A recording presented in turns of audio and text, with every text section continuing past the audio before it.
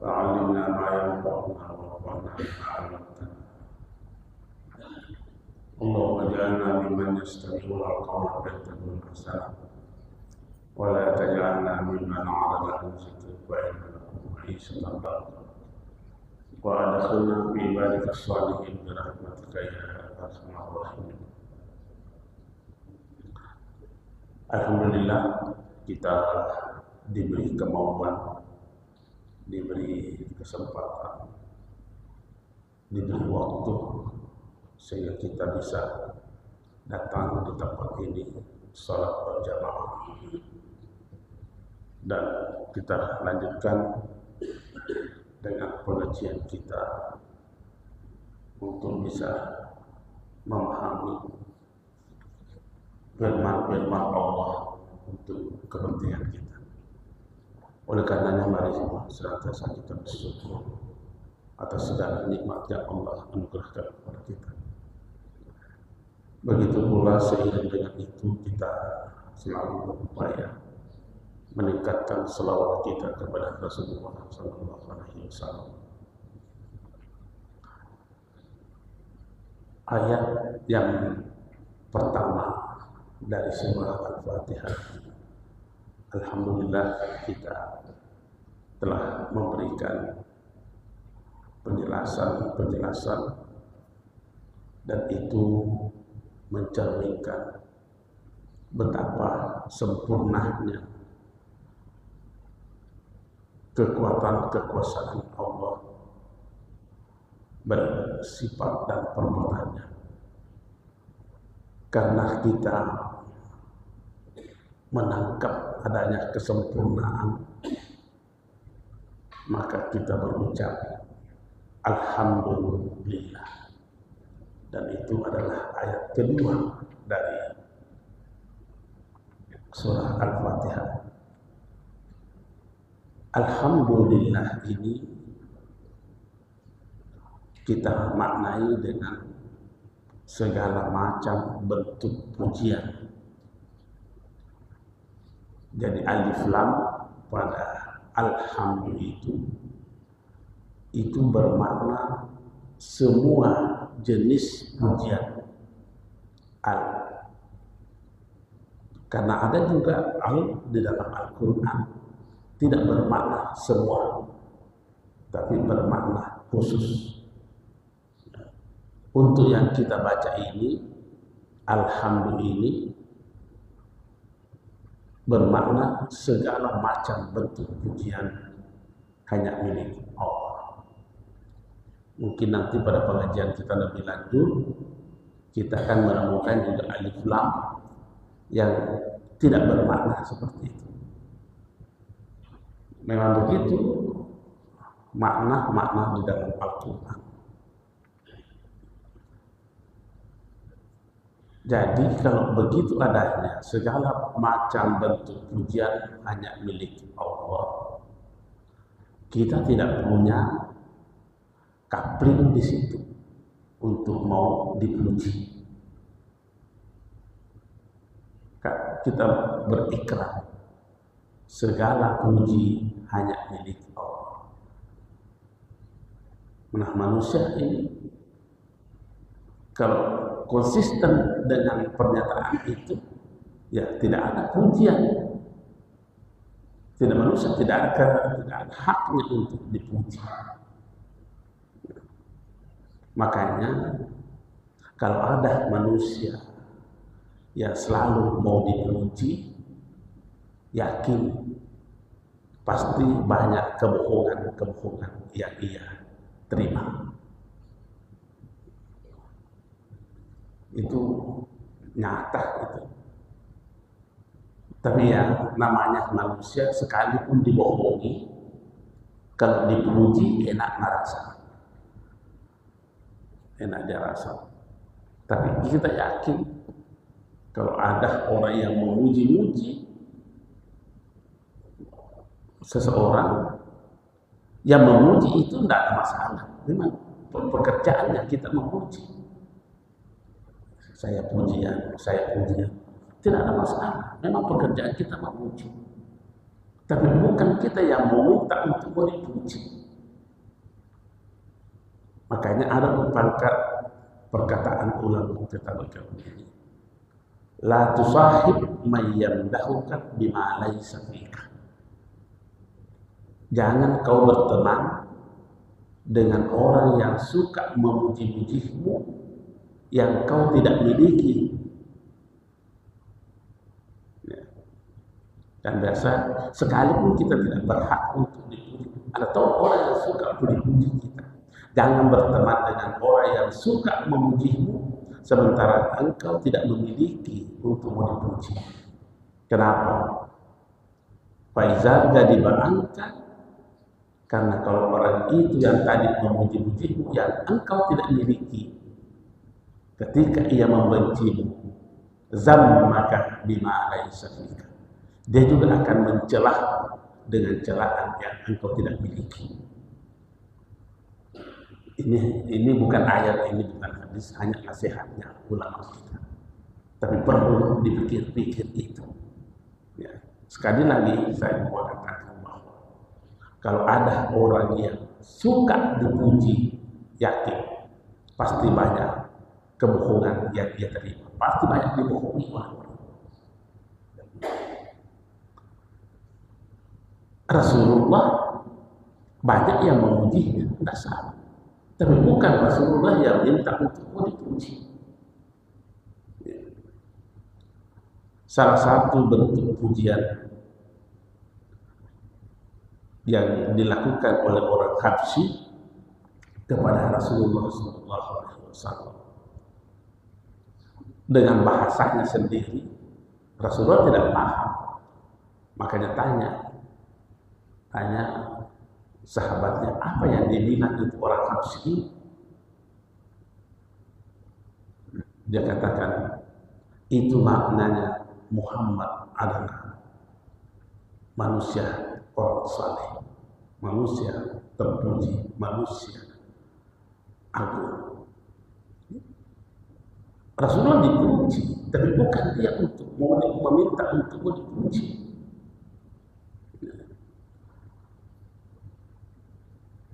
Jadi kembali lagi bahwa pujian sifat memuji itu itulah pekerjaan kita sebagai manusia.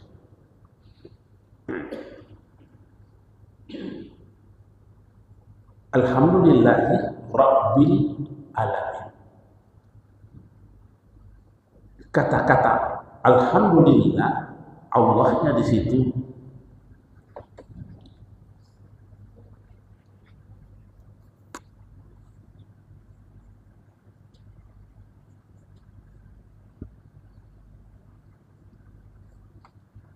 Allahnya di situ, alhamdulillah,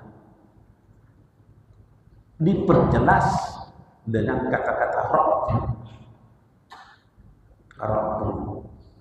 Segala macam bentuk pujian hanya milik Allah. Siapa itu? Rabbil Alamin. Rabbil Alamin.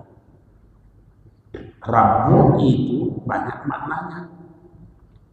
Bisa bermakna pendidik, bisa bermakna mencipta, bisa bermakna memelihara.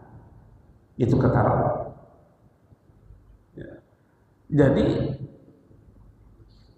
sifat yang dimunculkan di sini adalah sifat rububiyahnya Allah, sifat penciptaannya, sifat kependidikannya, dan sifat pemeliharaannya.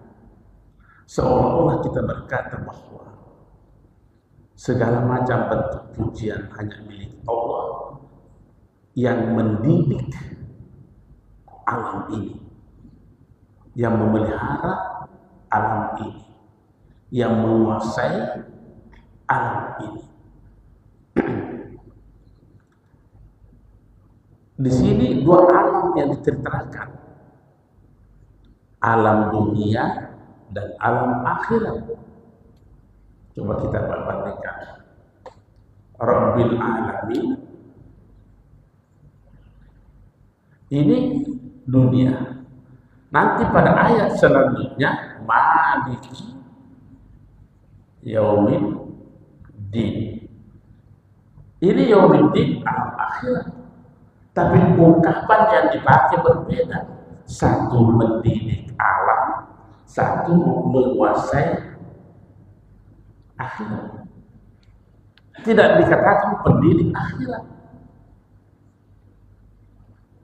Jangan dia dibawa ke sini. Alhamdulillah Rabb di alam ini. Akhirat Malik. Kenapa? Karena Rabb ini, alam ini melakukan dinamika. Dinamika. Manusia disinilah di dunia ini manusia dididik. Di akhirat tidak ada lagi.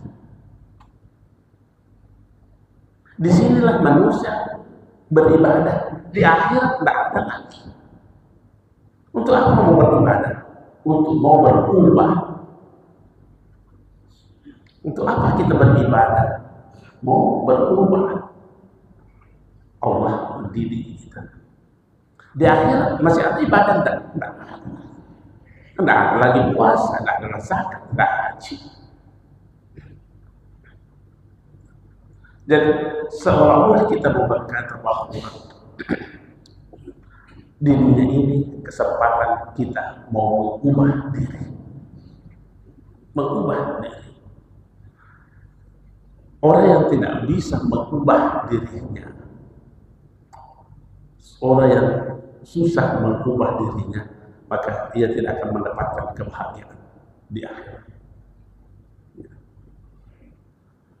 Makanya di dalam beberapa kitab turas, kitab-kitab klasik, salah satu di antaranya adalah kitab yang dibaca, saya baca di Al-Markas di Masjid Raya dan beberapa tempat. Itu Syekh Abdul Qadir Al-Jailani mengatakan begini, manusia itu memiliki 3 macam nafsu, dan itu disebutkan dalam Al-Quran: amarah, lawamah, dan mutmainnah. Manusia memiliki selalu terseret kepada kejahatan, itu namanya nafsu amarah. Lawamah, kadang melakukan yang baik, kadang melakukan yang jahat. Mutmainnah, jiwa yang tenang. Perubahan yang kita inginkan di sini harus manusia ini mampu mengubah nafsu amarahnya menjadi mutmainnah.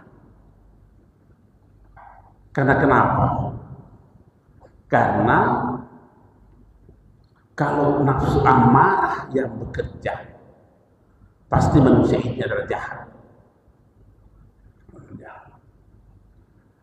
Kalau nafsu mutmainnah yang bekerja, pasti manusia ini mulia.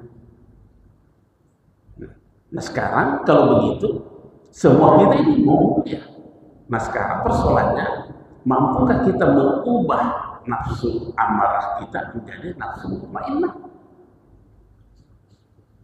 Didiklah diri kita. Rabbu, Allah Maha Pendidik, mendidik anak. Jangan nanti di akhirat mau diubah, nggak bisa berubah.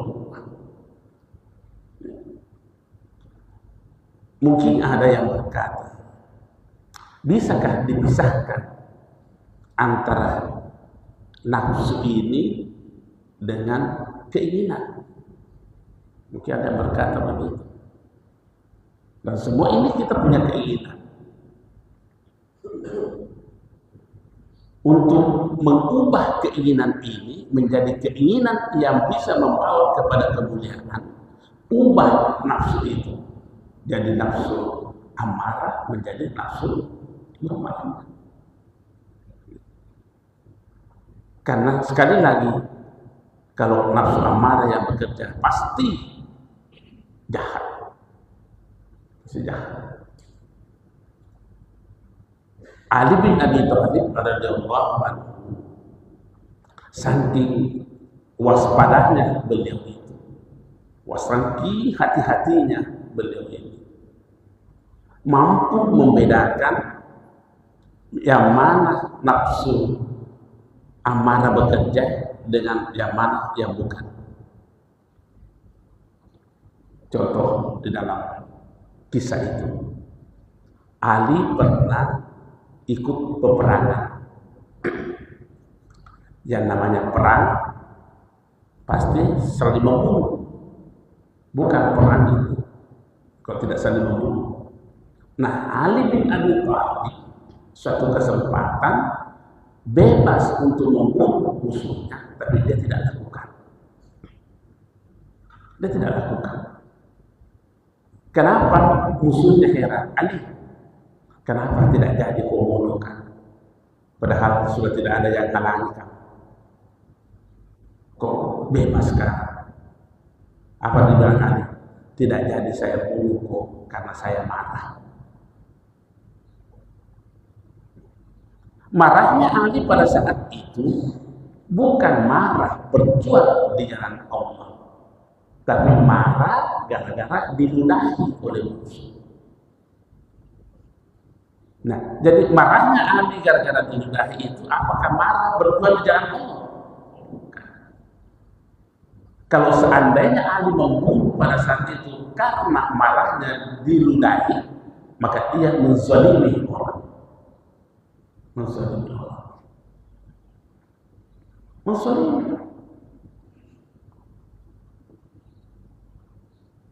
Tapi Allah, Ali bin Abi Thalib ini menahan dirinya karena ini yang bekerja ini adalah amarah.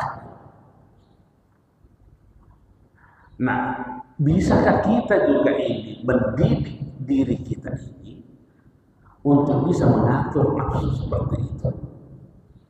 Kalau memang kalau kita mau lihat kayaknya tipis harapan, tapi bukan berarti tidak ada jalan. Bukan berarti tidak ada jalan. Memang tipis, tapi bukan berarti tidak ada jalan. Karena tipisnya banyak orang gagal. Makanya kita mau mengatakan lebih banyak orang jahat dibanding orang baik. Jauh lebih banyak orang jahat dibanding orang baik. Dan bahkan bisa-bisa mengaku saja orang baik, padahal bahkan orang jahat.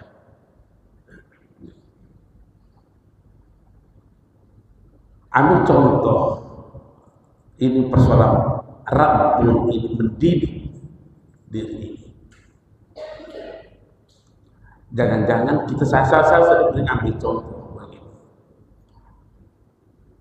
Kita kan terkadang kalau sudah penuh sendal di tempat penyimpanan sendal, kita mau masuk di masjid, kadang kan kita geser-geser sendalnya orang, baru kita simpan sendal di situ. Apa yang bekerja pada diri kita pada saat itu? Pasti nafsu. Siapa yang suruh geser sendalnya orang? Itu karena yang bekerja di situ adalah egois kita. Makanya tadi kita katakan, selama orang itu tidak mampu mengubah dirinya, mendidik dirinya, mengubah amarah menjadi mutmainnah, jangan harap orang ini menjadi sebaik jahat ujung-ujungnya.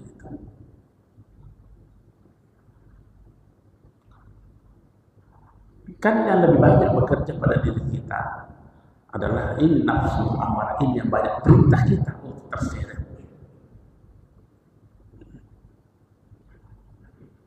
Saya biasa istilahkan begini.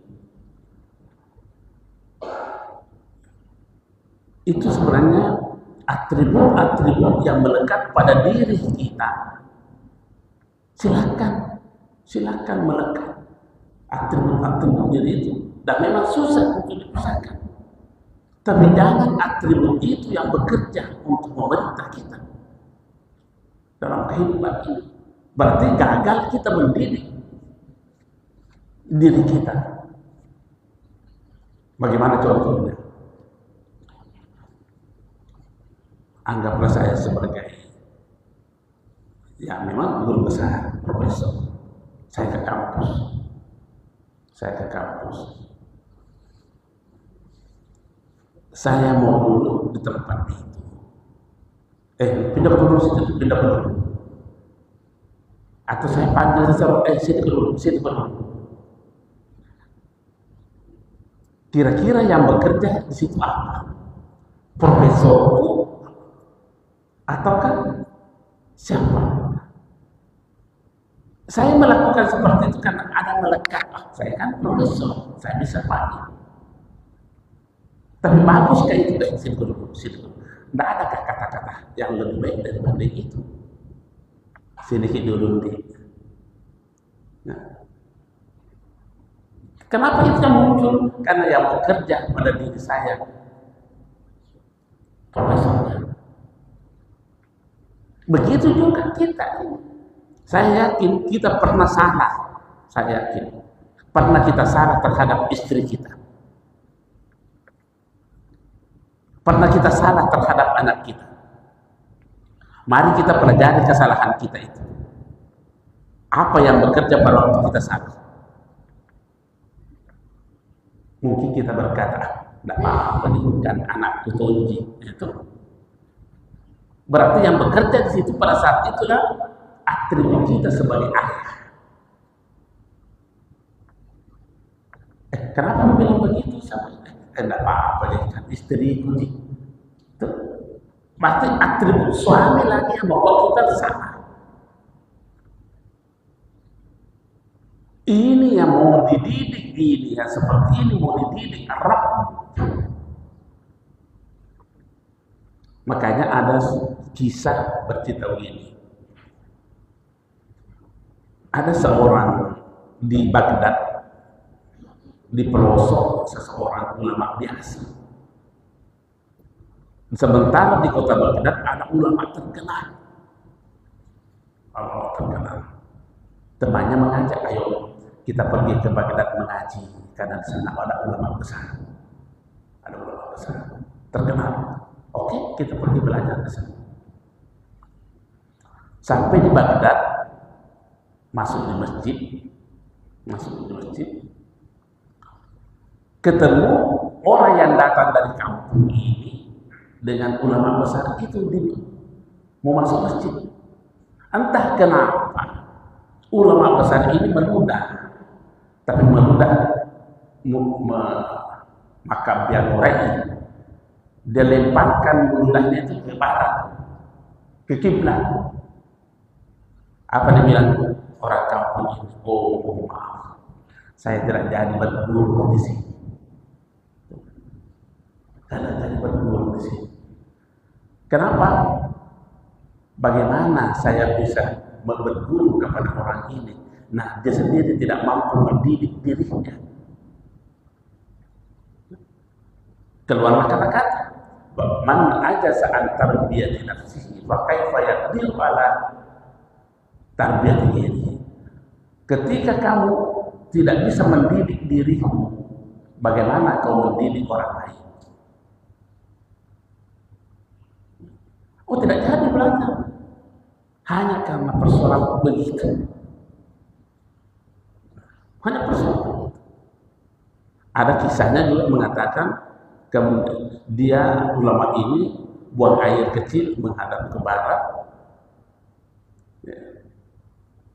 Tapi yang populer meludah menghadap ke kiblat. Persoalan hati-hati. Di kesempatan di dunia inilah kita harus mendidik diri. Nah, sekarang mari kita coba-coba melihat ke dalam diri kita. Yang mana lebih banyak bekerja dalam diri kita? Nafsu amarah atau nafsu mutmainnah? Atribut diri kita kah atau atribut Tuhan yang banyak bekerja?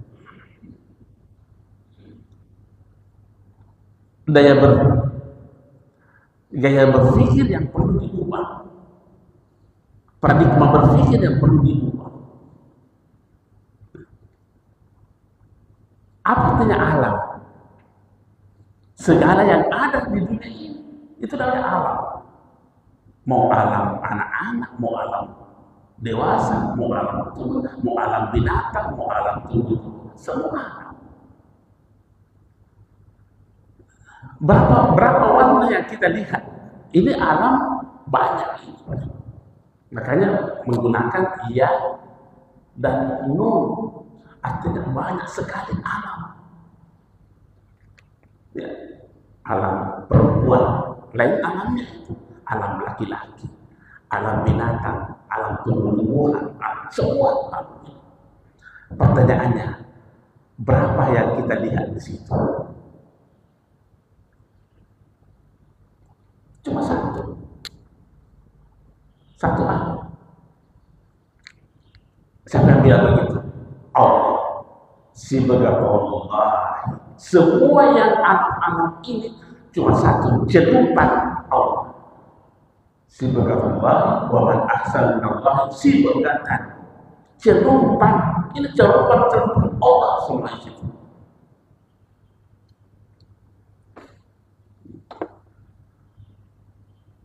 Mau alam apa, mau alam apa, mau alam apa, itu hanya celupan Allah. Dalam Al-Quran dikatakan begitu. Makanya ulama kita berkata, ketika memandang alam-alam ini, apa yang pertama hadir dalam kesadaran kita? Makanya ada ulama berkata, saya sudah melihat Allah sebelum melihat segala-galanya. Ada yang berkata juga, saya melihat Allah pada saat melihat segala-galanya. Ada juga yang berkata, saya melihat segala-galanya. Saya melihat Allah sesudah melihat segala-galanya. Saya bukan ulama, tapi saya tambah satu. Saya tidak melihat kecuali Allah. Kalau begini, masih adakah kesempatan untuk kita salah? Apapun yang kita lihat, apapun yang kita rasa, tidak akan mungkin kita salah. Karena yang kita lihat terus adalah Allah. Makanya tadi kita katakan, kita gampang salah terhadap istri kita. Kita gampang salah kepada tetangga kita. Kita gampang salah kepada anak kita. Kenapa? Karena yang kita hadirkan dalam kesadaran kita, istri kunci, anak kunci, tetangga kunci. Tidak pernahkah kita melihat itu singkatan celupan Allah? Inilah pendidikan yang harus kita bentuk dalam diri kita. Mengubah paradigma berpikir. Jangan sampai kita hanya terjebak pada tanda. Kita belum mampu menyaksikan yang ditandai. Ini kan semua tanda. Semua tanda. Ada tanda, pasti ada yang ditandai. Nah, kalau kita hanya berkisar pada tanda, lenyap ini yang ditandai. Makanya iblis itu dilaknat oleh Allah. Kenapa? Karena dia hanya berkisar pada tanda. Buktinya, Allah berfirman kepada iblis, berkata kepada iblis, kepada malaikat, sujudlah kamu ke Adam. Sujudlah kamu ke Adam. Iblis sujud tidak? Tidak sujud. Kenapa? Karena yang dia lihat tanda. Adam itu adalah tanda. Kenapa malaikat bisa sujud? Malaikat bisa sujud karena yang dilihat bukan tanda, tapi yang ditandai.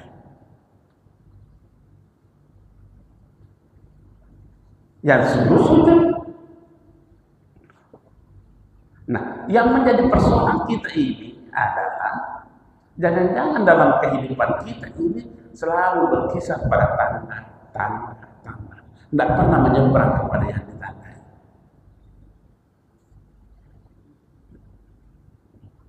Mampukah kita memisahkan antara tanda dengan yang ditandai? Yang tidak itu orang buta. Orang buta. Ulama kita berkata yang namanya orang buta bukan yang tertutup matanya, bukan. Orang buta adalah orang yang tidak tahu apa yang dia lihat. Nah, itu lihat. Saya mau berikan ilustrasi cara kerjanya orang yang melihat yang ditandai. Cara bekerjanya orang yang melihat yang ditandai bukan tanda. Contoh, ada mobil di depan situ yang terparkir, mobilnya panjang. Mobil ini berarti tanda adanya panjang di situ. Anak-anak main bola di situ, main apa di situ. Apa kita bilang sama anak-anak itu? Jauh-jauh di situ, jauh-jauh di situ. Mobilnya panjang. Mobilkah yang kita lihat atau jalannya yang kita lihat?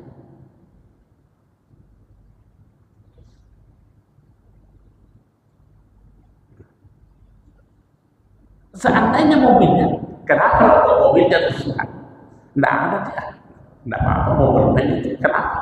Karena mobilnya dia rusak, bukan mobilnya jalan. Berarti kalau begitu yang dia lihat adalah jalan, jalan.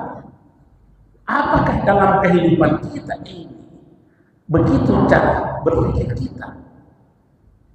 Yang kita lihat adalah yang ditandai. Inilah yang harus dididik. Karena kalau salah kita di sini, pada salah kita di sini, sakit di akhirat. Karena tidak ada kesempatan lagi di akhirat. Akhirat itu bukan lagi alam beribadah. Dunia ini adalah alam mengubah diri berubah. Jadi kalau tidak mendidik diri kita di alam ini, pada saat di akhirat, paling di akhirat yang mungkin penyesalan. Kenapa memang? Dan nanti di akhirat kan orang meninggal itu lebih pintar dibanding orang hidup. Jadi sebelum ke akhirat, orang mati itu, orang meninggal itu jauh lebih pintar dibanding orang hidup. Bagaimana logikanya itu? Karena orang yang meninggal sudah menyaksikan beberapa hal-hal yang gaib menurut kita. Siksaan kubur, nikmatnya kubur, dia sudah rasakan. Kita masih meraba-raba. Seperti apa itu? Seperti apa itu siksaan kubur? Seperti apa nikmatnya kita di kubur? Masih meraba-raba. Boleh jadi ada yang berkata, belum tentu begitu. Tapi orang yang ada di kubur sekarang, dia sudah saksikan, dia sudah nikmati, sudah rasakan. Jauh lebih pintar. Dan itu juga pernyataan Al-Quran. Pernyataan Al-Quran. Dikatakan bahwa muncul semua yang pernah dia tinggalkan, semua yang pernah ditinggalkan hadir di kesadarannya. Semua sekecil apapun yang telah dilakukan hadir dalam kesadaran kita yang hidup ini. Masih ingat semua yang pernah kita lakukan, dosa-dosa, kesalahan-kesalahan yang pernah kita lakukan.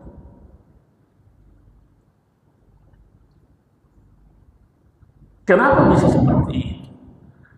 Kita di sini berada di alam Rabbil Alamin. Kita belum berada Maliki Yaumiddin. Maliki itu hak prerogatifnya Tuhan nanti di situ. Ini yang perlu kita berada. Kenapa kita tidak terangkan Ar-Rahman Ar-Rahim? Karena sudah diterangkan sebelumnya. Jadi Ar-Rahman Ar-Rahim yang mengangkat ayat ini adalah sifat Ar-Rahman dan Ar-Rahimnya Allah yang dipakai mendidik alam ini. Untuk apa? Karena sifat Ar-Rahman Ar-Rahimnya yang akan nanti berlaku di akhirat.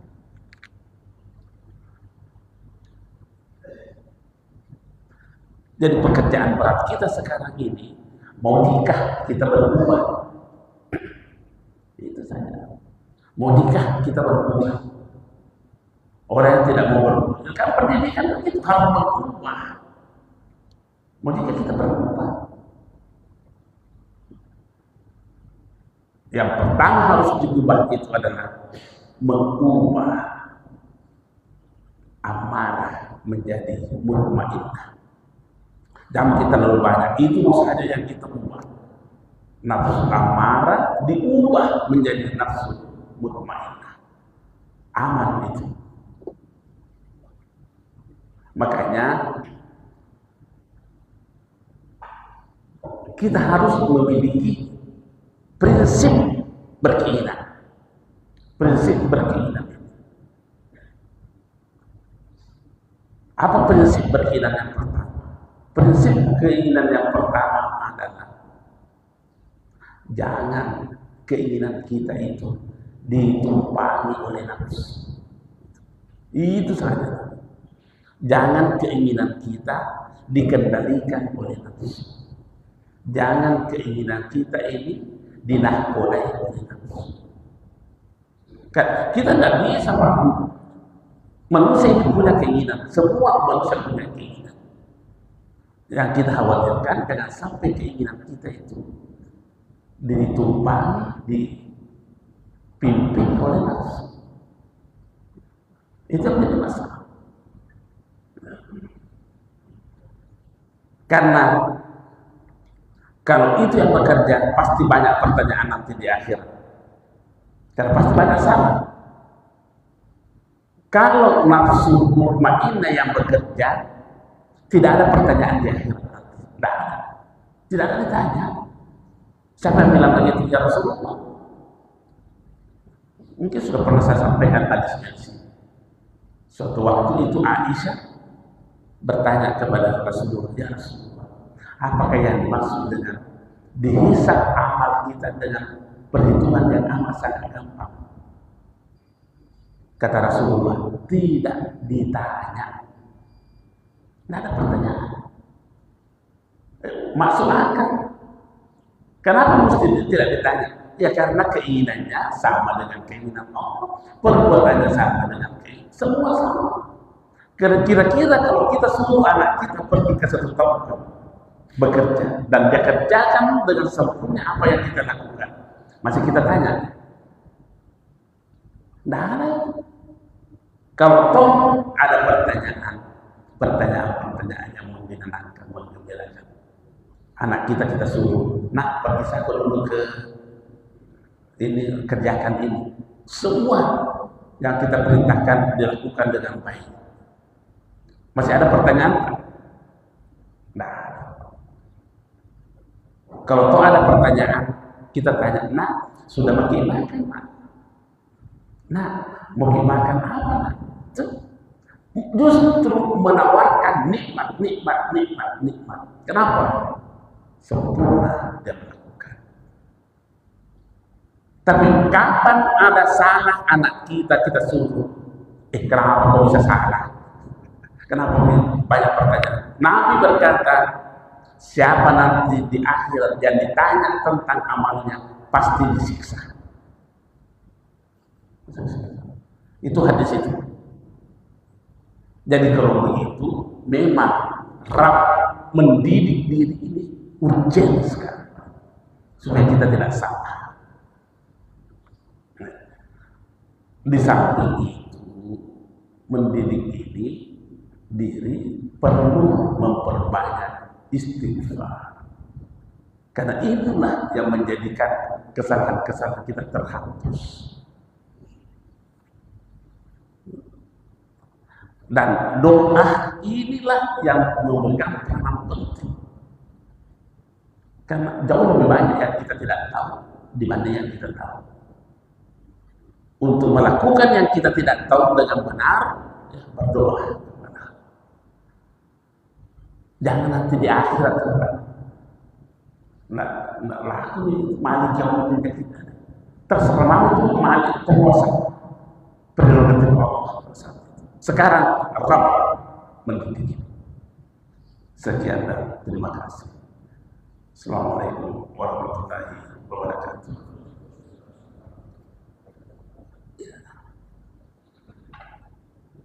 Mungkin ada yang mau dikoreksi, silakan.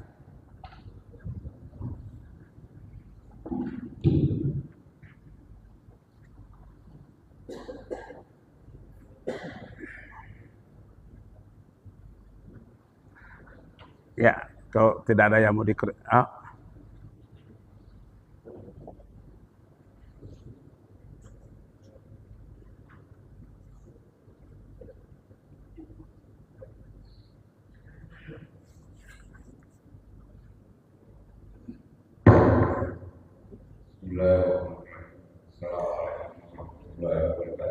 Waalaikumsalam.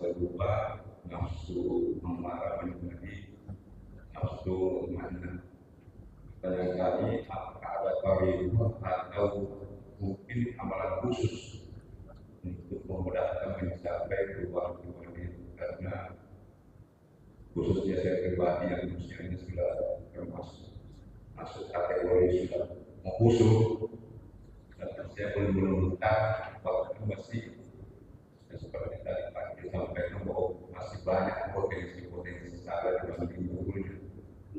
Saya pribadi sehingga mungkin ada atau amalan khusus. Kalau tadi yang fokus seperti Pak disampaikan yang banyak istighfar, banyak berdoa, mungkin ada amalan-amalan khusus yang memang bisa mendekatkan diri untuk berubah dari amarah menjadi lawan. Itu ya, terima kasih. Assalamualaikum warahmatullahi wabarakatuh. Waalaikumsalam. Jadi kembali saya mau catat di sini.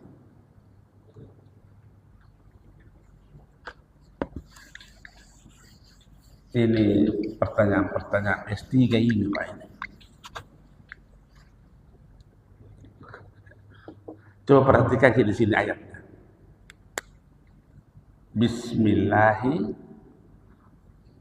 Bismillahirrahmanirrahim.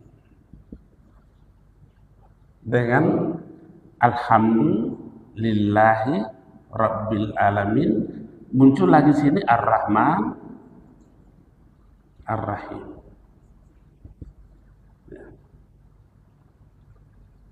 Ar-Rahman pertama nih, Ar-Rahman Rahim ini adalah larinya kepada uluhiyah. Ya. Ar-Rahman Ar-Rahim ini adalah maksudnya kepada rububiyah. Dua-duanya. Jadi bukan ini berulang, hanya berulang ucapannya, tetapi penekannya berbeda. Ar-Rahman Rahimnya pertama uluhiyahnya Allah. Tapi Ar-Rahman Ar-Rahimnya yang kedua di sini larinya kemana? Rububiyahnya, Rabbil.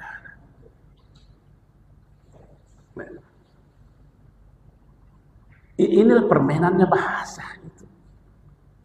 Jadi dua-duanya harus kita, karena sempurna penyaksian kita kepada uluhiyahnya Allah, kita memujinya. kita berikan sifat Rabb. Nah, kita kembali lagi, memang Allah mendidik dengan dasar kasih sayangnya. Yang didahulukan itu. Jadi kalau kita mau tanya yang mana yang tidak bisa dibedakan, Pak. Yang mana uluhiyah dan mana rububiyahnya untuk pujian. Karena kalau kita hanya memuji rububiyahnya, berarti kita hanya memuji sifat dan perbuatan. Tidak memuji kepada yang punya sifat. Begitu juga kalau kita hanya memuji uluhiyahnya, maka kita tidak memuji perbuatan dan sifatnya. Nah, kalau begitu, dua-duanya karena antara sifat dan yang disifati tidak bisa dipisah. Tidak bisa dipisah. Tapi tidak bisa kita katakan sama. Lain sifat, lain nama dengan yang punya nama. Bagusnya namanya, umpamanya ada namanya, bagusnya namanya Ruslan. Bagus sekali nama Ruslan. Tapi kau tidak memuji yang punya nama, apa artinya? Nama aku saja yang dipuji, tapi tidak dipuji yang memiliki nama. Karena kita terkadang begitu, Pak. Bagus sekali namanya ini. Siapa yang kasih nama? Tapi begitu melihat yang punya nama, tidak ada sih. Pujian, berarti hanya memuji nama.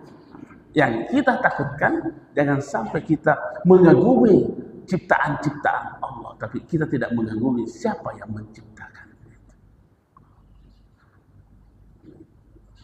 Ini namanya mengagumi sifat, tapi tidak mengagumi yang punya sifat.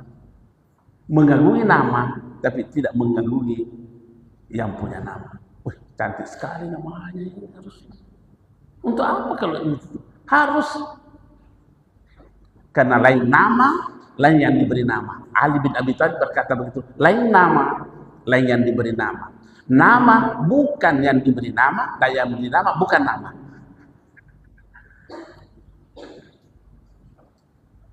Bisa dibedakan. Bagus. Nah, resep apa yang harus kita lakukan untuk bisa mengubah? Kita kembali kepada resepnya Al-Quran. Satu-satunya jalan untuk bisa mengubah yang paling ampuh adalah memperbanyak zikir kepada Allah. Ala bizikrillahi tatmainnul qulub. Zikir. Cuma persoalannya apa itu zikir? Ini lagi yang menjadi tanda tanya. Apakah zikir itu? Subhanallah, subhanallah, alhamdulillah, alhamdulillah. Itu lapasnya zikir itu, lapasnya zikir. Itu baru lapasnya zikir. Memang susah memberi definisi zikir. Tapi kita mau mengatakan secara sederhana, jangan pernah keluar dari wilayah Allah. Apapun, bagaimanapun, dimanapun, jangan keluar dari wilayah Allah.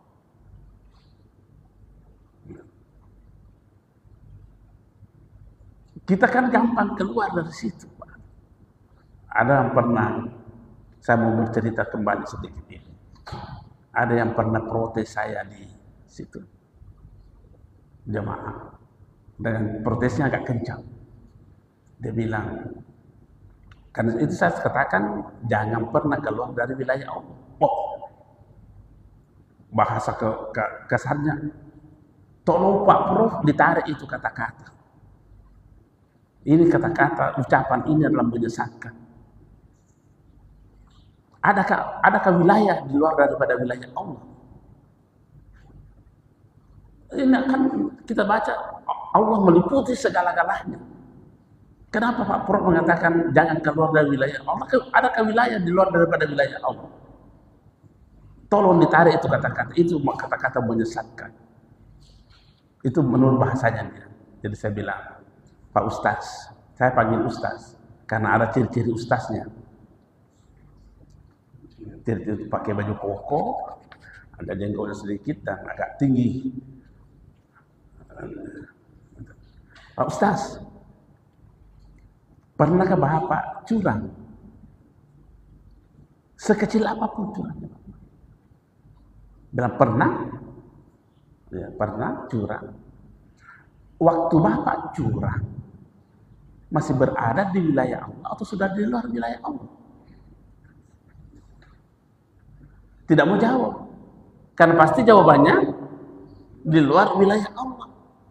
Nah, sebenarnya inilah perbuatan yang paling jahat di dunia ini. Kenapa? Anda mengusir Allah di wilayahnya, mendatangkan sosok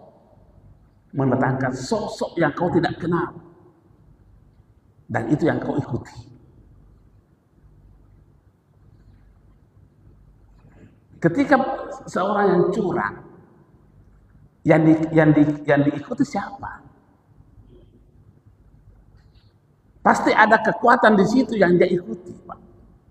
Dan itu bukan kekuatan Allah. Bisa diresapi. Kalau ada orang bohong, pasti ada kekuatan yang ia perintah dirinya untuk melakukan dan bukan perintah Allah. Berarti kalau begitu apa namanya orang yang seperti ini? Menghadirkan dua kekuatan. Kalau menghadirkan dua kekuatan, apa namanya itu? Musyrik.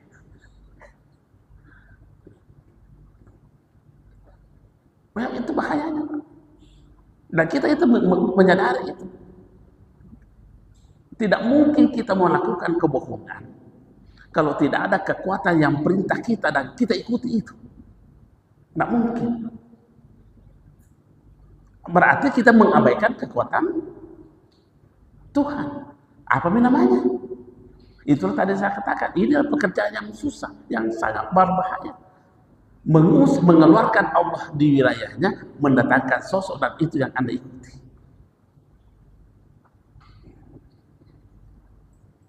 Itulah tadi kita definisikan, karena susah memberi definisi, Pak. Zikir apa itu? Tidak ada bahasanya, Pak.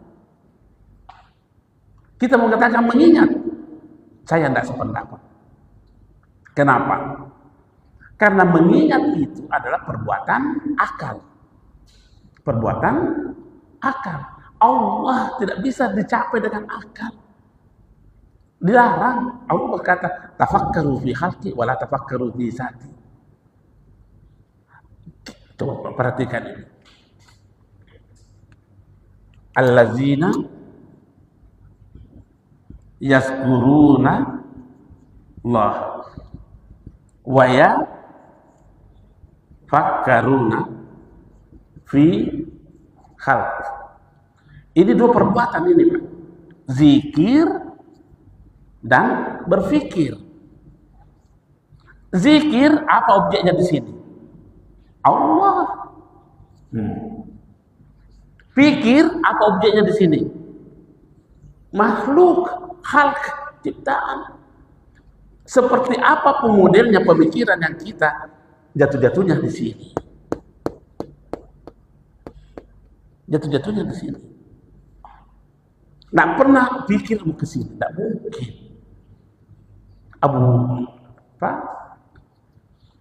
Abu Bakar As-Siddiq saja berkata begitu.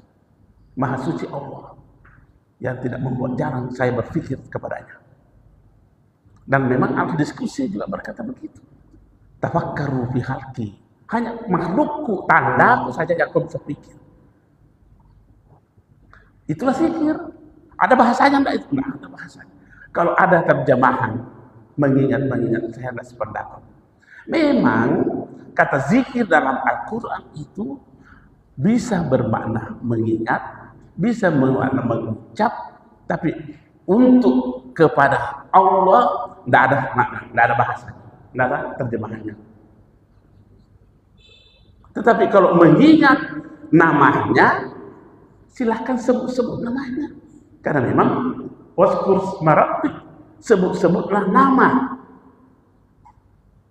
Tapi berzikir kepada zatnya tidak ada jalan. Makanya terjemahnya tidak boleh. Mengingat itu pekerjaan apa? Akal. Oh, berarti kalau begitu jatuh-jatuhnya fi khalq.